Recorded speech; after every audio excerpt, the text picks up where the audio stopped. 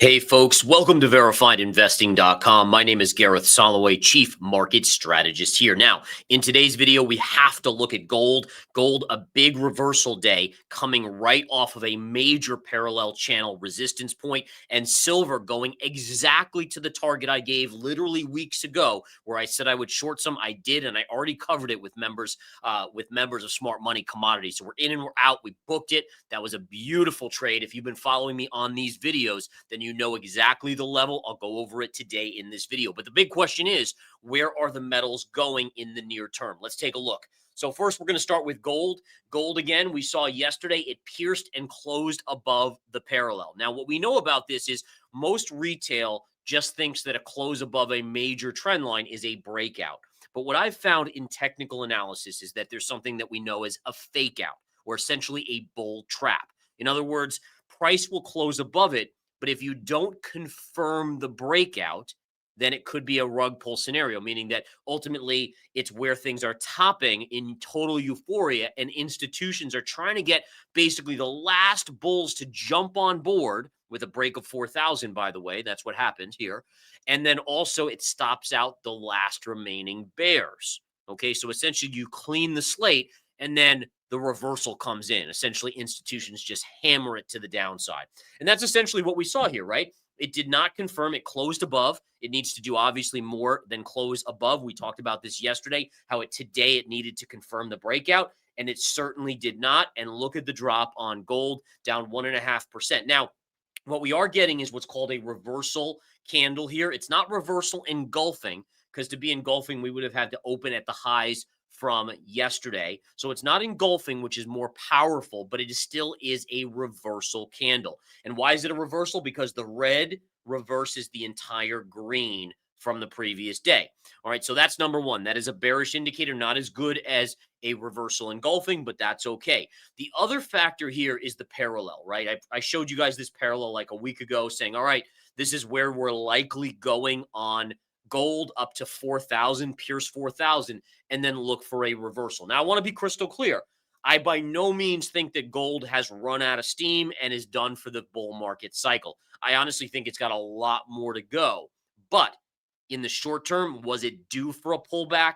Absolutely. And this gave us the level to look for. And this is the beauty of technical analysis, folks. I mean, you literally could go back in yesterday's videos or even the day before, even last week's video, and look at the analysis on gold and silver. And I talked about this level here where we were likely to see a high probable level where we were going to see a pullback in the metal. So where are we going? Well, we talked about this yesterday. All right, we have a stepping stone right here, right? So this is going to be first support.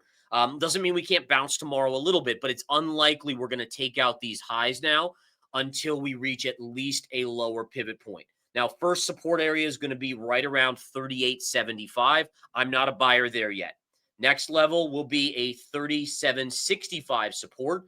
And again, there's no guarantees that it gets down that low, but these are your stepping stones of support on the way down, with your final one being right here at 36.50. Now, for me, and I can only speak for myself, you guys do exactly what you want to do, but I have my long-term gold holdings that I don't touch. And then what I'm looking at now is swing trading. So where do I go long for a swing trade? Where do I go short? Like, for instance, today with Smart Money Commodity members, this morning we shorted silver. All right, we did it via the SLV, so shorted the SLV, which is the ETF that tracks silver. And by the afternoon, I took my profits. I mean, it was basically a 5% drop right there from peak, from where we shorted to where we got out. I said, you know what? In a few hours, we just made 5% on silver. Done. Bank that. But listen, so I only speak for myself here, but my buy level is not this one. Okay, now these are all pivot points where you probably get bounces. But remember, on a swing trade in general, I want to have at least 5 to 10%. That's kind of the goal, right? 5 to 10% gain. And so as it pulls back, it might bounce here and then come down, then bounce, then come down, bounce. This is my buy level. This would be the high probability, low risk, high reward level, because look at this. All right. This parallel, which is, by the way, marked this top now and this top, and the bottom here, right? If we look at this, notice why this works so well. And then if we take the former all-time high from April and we draw a trend line across, look at how this literally matches up here. That's incredible. Like those levels just match up. And so the idea is that sure, at any point we could come down, we could get a bounce, maybe even go make new all-time highs. But for me to take a trade on this, I'm going to be looking for this area here, 3,500 approximately. So we pull back to 3,500. I pretty much will start buying up gold, quite a bit of gold probably at that level. That would be a great retrace. Now, the other thing to kind of keep an eye on here is we can do fibs, right? So you can do a fib from the start here. All right, that's not a fib, of course. Didn't pull my fib tool, but let's do it now. So we do this, and look at what we get here. The 786 fib is right below 3,800. So that gives me a basis for that. And then you can also do bigger fibs, right? I mean, there's bigger fibs. Fibonacci, by the way. When I say fibs, I mean Fibonacci. But the idea is you want as many factors at that price point as possible. And again, this is really the meat and potatoes here. Just like this was a great high level, extended move. And we talk about, I mean, look at the weekly here on gold. Look at this move on the gold on the weekly, but just a thing of beauty. All right, let's flip over to silver. Now, silver, look at that. Basically, you're getting a topping tail, which is a bearish reversal signal on silver, okay? And it came literally right at the level I said it would get to, where I would go short. Where does this level come from? Simply go to your weekly chart, go all the way back to 1980, and you have this high here, okay? Match it to this high in 2011, so 1980 to 2011. And literally, I said, guys, this is where we're likely, the probabilities are going to give us a pullback. And I mean, look at the pullback today. Got as high as about 51 and a quarter, and then pulled back as low as 48.50. And then right now it's trading around 49 and a quarter. But again, and by the way, something I pay attention to the comments, which is awesome. I appreciate all the comments. But there were people like, oh, well, how do you not use logarithmic? Because you don't need to.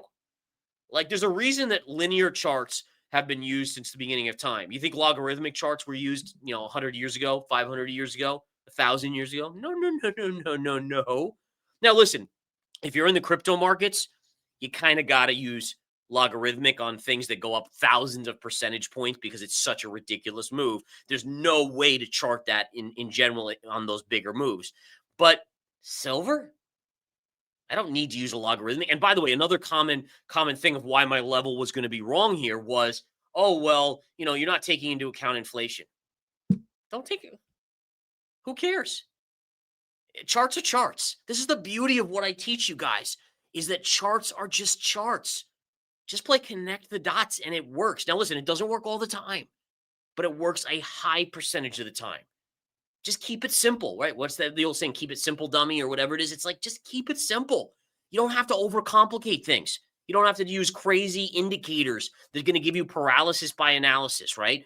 Just trend lines, maybe the occasional fib, parallels, which are basically trend lines too.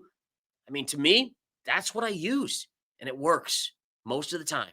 It's a beautiful thing, guys. So silver pulling back here. Now, until proven otherwise, this is now a top on silver. Please understand that. Again, this is a top on silver till proven otherwise. For me personally, I still think it is not a cycle top. I think silver will pull back maybe a little bit more, maybe back to 45, 43, 44. 44, by the way, was a former resistance. It got broken through. So it makes sense that it could pull back to 44. And then I think we get another leg up to maybe 60 to 62. Right. So that more to me looks the cycle. Now, people out there will be like, oh, it's going to 100. No, it's going to 1,000. Okay. If it breaks 60 to 62, which is a technical level, then you look for the next one. You look for the next one above that. And this is just the basics of technical analysis, which is that you go with your multi-factor level until it's broken. Once it's broken, you go to your next one, whether it's to the downside or the upside. People out there, what they do is they create emotional attachments, and then they have these crazy thoughts like, oh, well, I should really, and they use their analysis to justify. So it's like, well, yeah, if we use inflation and we say this, and then we do this, and we go to this chart, well, then I can justify my $500 price tag on silver, or like 10,000 on gold. I'm not saying it's wrong. It's just, you're going to hurt yourself more by doing that versus just saying, okay, well, what's my next resistance? No emotion, just pure logic. The chart is the chart. What's my next level? Okay, well, that's my next level. If it breaks that, okay, then what's my next level? Right? It's staircase up, staircase down. And I stress this because, I mean, these are the same, many of these rebuttals are things that people would say on my videos when I'm pointing out this level on silver or this level on gold, right? Um, and then we see, wow, look at that. I mean, like literally, I was in this trade on silver for a few hours today. Easy money, like so easy money. And it's not always that way. Don't get me wrong. It's not always easy, but the levels are the levels. Charts have no emotion, they have no bias, they have no narratives. It just is what it is. And it works most of the time. It's a beautiful thing. All right. Enough of my preaching, guys. Go enjoy. Great levels, good pullbacks. I'm still mid to long term bullish, very bullish on gold and silver, but shorter term, I'm a swing trader. Today marks a key pivot day. Until proven otherwise, we have short term tops in both metals. Have a good one. Talk to you later.